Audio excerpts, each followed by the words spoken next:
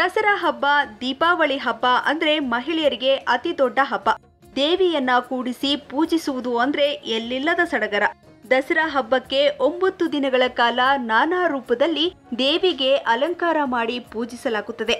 ಇನ್ನು ದೀಪಾವಳಿ ಹಬ್ಬಕ್ಕೆ ಲಕ್ಷ್ಮಿಯನ್ನ ಪೂಜಿಸಲಾಗುತ್ತದೆ.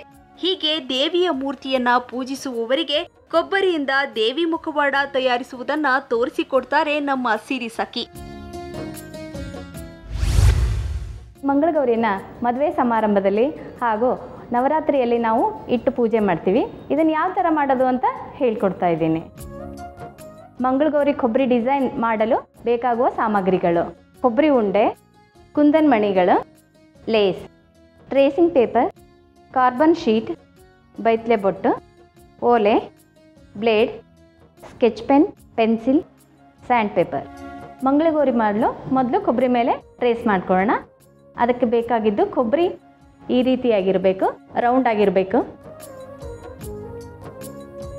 ಇದ್ರ ಮೇಲೆ ಟ್ರೇಸಿಂಗ್ ಮಾಡೋದು ಯಾವ ರೀತಿ ಅಂತ ಹೇಳ್ಕೊಡ್ತೀನಿ. ಮೊದಲಿಗೆ ಕಾರ್ಬನ್ ಶೀಟ್ ಹಾಕೊಳ್ಳೋಣ. ನಂತರ ಟ್ರೇಸಿಂಗ್ ಪೇಪರ್ ಹಾಕ್ಕೊಂಡು ಸಮನಾಗಿ ಇಟ್ಕೊಂಡು ಜೋಡಿಸ್ಕೊಂಡು ಇದ್ರ ಮೇಲೆ ಪೆನ್ಸಿಲ್ ಸಹಾಯದಿಂದ ಟ್ರೇಸ್ ಮಾಡ್ಕೊಳ್ಳೋಣ.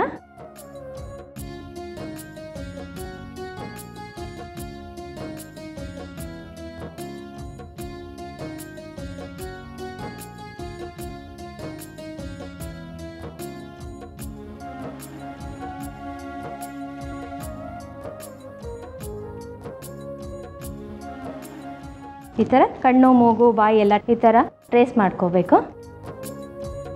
ನಂತರ ಈ ಥರ ಬರುತ್ತೆ. ಇದನ್ನು ಸ್ಕೆಚ್ ಪೆನ್ ಸಹಾಯದಿಂದ ಡಿಸೈನ್ನ ತಿದ್ಕೊಳ್ಬೇಕು.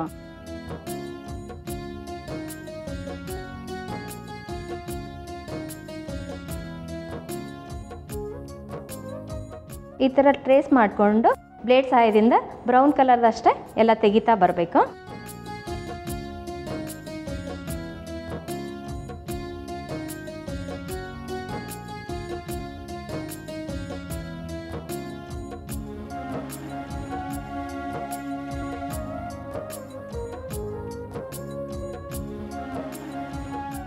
ಸ್ಕೆಚ್ ಪೆನ್ನಿಂದ ಹಾಕಿರೋ ಲೈನನ್ನು ಬಿಟ್ಟು ಮಿಕ್ಕಿದ್ದೆಲ್ಲ ತೆಗಿತಾ ಬರಬೇಕು.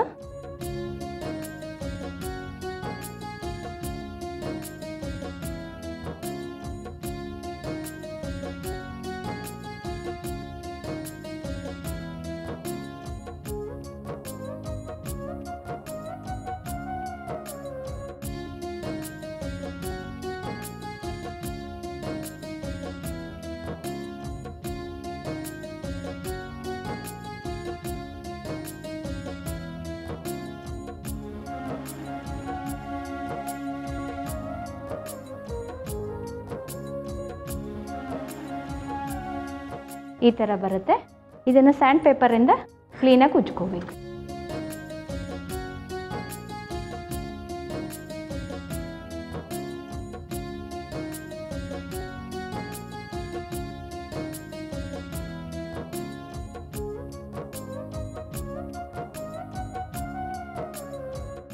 ಕೆಳಗಡೆ ಕೊಬ್ಬರಿಗೆ ಹೆಲ್ಪ್ ಆಗೋ ಥರ ಇದು ಕೆಳಗಡೆ ಕೂಡಕ್ಕೆ ಸಮನಾಗಿ ಕಟ್ ಮಾಡ್ಕೋಬೇಕು.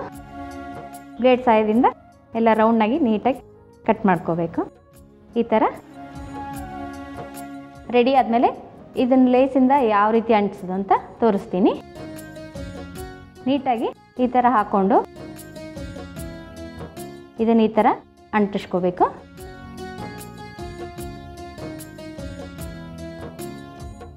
ಈ ರೀತಿ ಅಂಟಿಸ್ಕೊಂಡು ಸಮನಾಗಿ ನೋಡಿಕೊಂಡು ಮಿಕ್ಕಿದ್ದು ಕಟ್ ಮಾಡಿ ತೆಗಿಬೇಕು. ಈ ಥರ ಬರುತ್ತೆ. ಅದೇ ಥರ ಈ ಕಡೆನೂ ಫೆವಿಕಲ್ ಹಾಕ್ಕೊಂಡು ಅಂಟಿಸ್ಕೊಳ್ಳೋಣ. ಈ ಥರ ಸಮನಾಗಿ ಮಾಡಿಕೊಂಡು ಮಿಕ್ಕಿದ್ದು ಕಟ್ ಮಾಡಬೇಕು. ಅದೇ ಥರ ಹಿಂದೇನು ಫೆವಿಕಲ್ ಹಾಕ್ಕೊಂಡು ಅಂಟಿಸ್ಕೋಬೇಕು.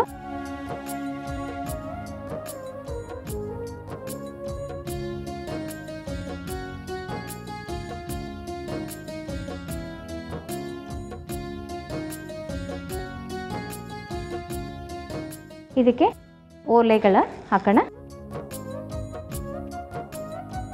ಅದೇ ರೀತಿ ಈ ಕಡೆನ ಹಾಕೋಣ.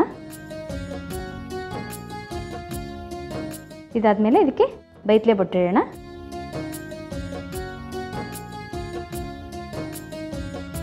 ಈ ಥರ ಅಲಂಕಾರ ಆದಮೇಲೆ ಇದಕ್ಕೆ ಮೂಗ್ಬಟ್ಟು ತೋರಿಸೋಣ. ಗುಂಡ್ಪಿನ್ನಿಗೆ ಈ ಥರ ಕುಂದನ್ಗಳ ಮಣಿಗಳನ್ನು ಸೇರಿಸ್ಕೊಂಡು ಈ ಥರ ಕೆಳಗಡೆ ಕೂಡೋ ಥರ ಮಾಡ್ಕೋಬೋದು.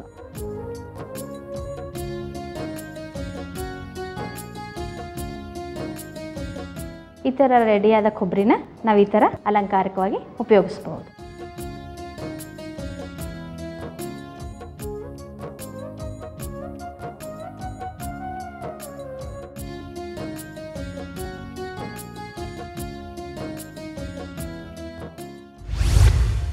ಇದೇ ರೀತಿ ಡಿಸೈನ್ ಮಾಡಿಕೊಂಡು ನೀವು ಮದುವೆ ಮತ್ತು ನವರಾತ್ರಿ ಹಬ್ಬಗಳಲ್ಲಿ ಗೊಂಬೆಗಳ ಜೊತೆ ಅಲಂಕಾರಿಕವಾಗಿ ಇಟ್ಕೋಬಹುದು. ನೋಡಿದ್ರಲ್ಲ ಸುಂದರವಾದ ಕೊಬ್ಬರಿ ಮೇಲಿನ ಲಕ್ಷ್ಮಿ ಮುಖವಾಡ ಹೇಗೆ ಮಾಡೋದು ಅಂತ.